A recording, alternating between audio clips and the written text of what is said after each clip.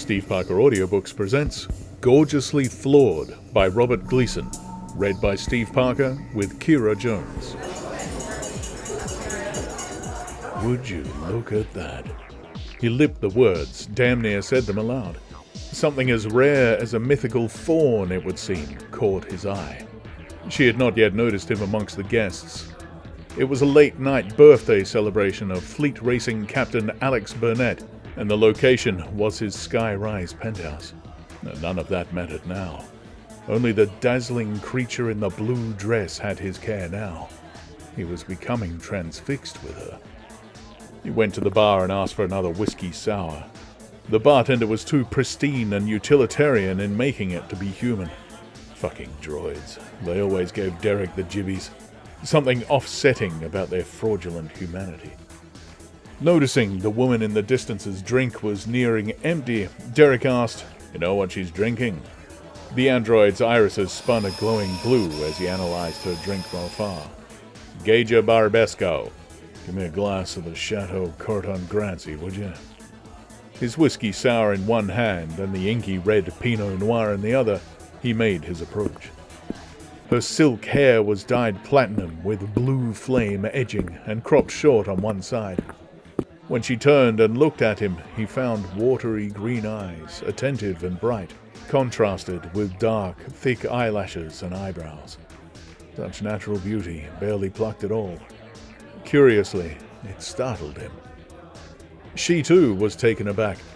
His blue eyes emitted a wisdom and calm that seemed unshakable by any quake, and gave the impression of having seen 3 lifetimes in one.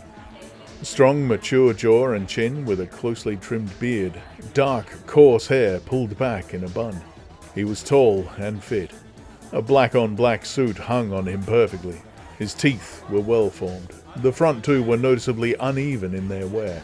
Interesting flaw, but the most audacious flaw, a bent nose.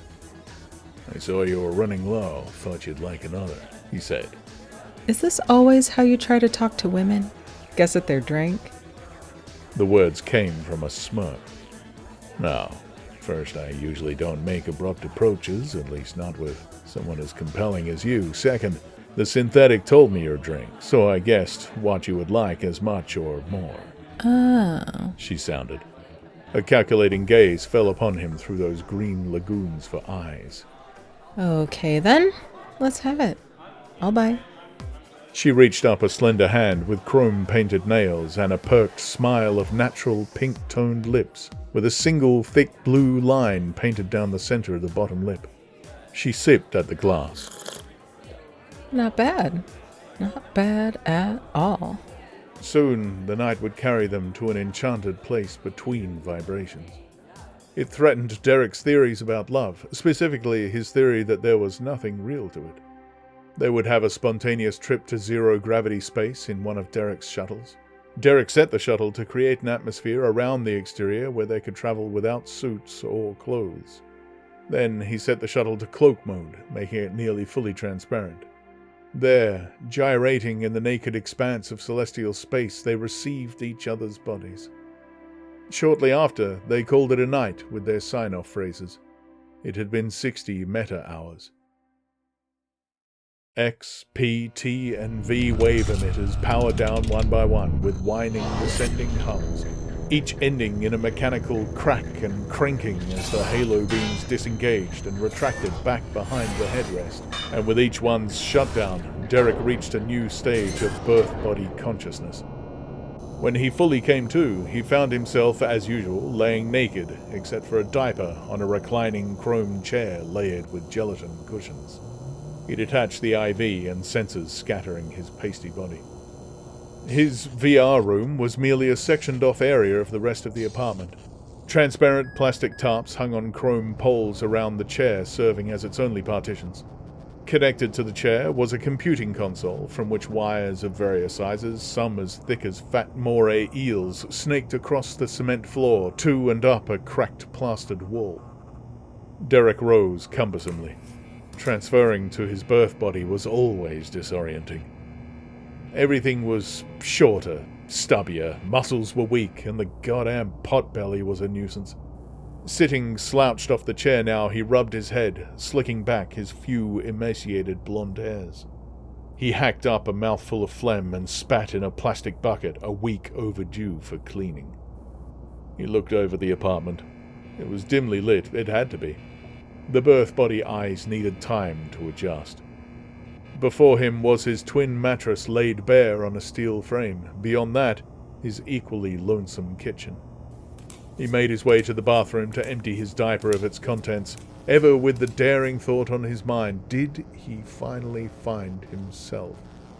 This woman, this body, this life, could it be? What a beauty she was, what a soul! The profundity of a woman that would choose such flaws as she chose for her meta-body. Meta-life was chock full of the trite drivel of perfect meta-bodies. The pursuit of perfection had become so ludicrous that it was practically cartoonish. These bodies had come to lack even the slightest realistic dimensions of birth bodies of old. Granted, birth bodies could never be regarded as the standard, but to just make shit up was profanely tacky. Perhaps most of all, it was not creative. Derek had once been a victim of such superficiality too, but he was a veteran of identity now, and outgrown such juvenilities. He had tried numerous kinks, tried being a woman, tried being intersex, even tried Animalia hybrid. He went for hominin reptilian for a time. Alas, he found his kink in the gorgeously flawed, to be traditionally attractive and ideal in the highest order, save for subtle imperfections. This kink had a minority following, but for Derek, they were akin to him in the nuance of thought and beauty. Gone were the bonds of body and flesh, and free was the soul to have what it wants. He wanted her. What of her birth body? Nothing. Attraction to one's birth body was like attraction to one's kidney. The meta-body was the spawn of her mind and soul, and now the object of his obsession. Just 4 birth body days, and he would return to her, return to his true world.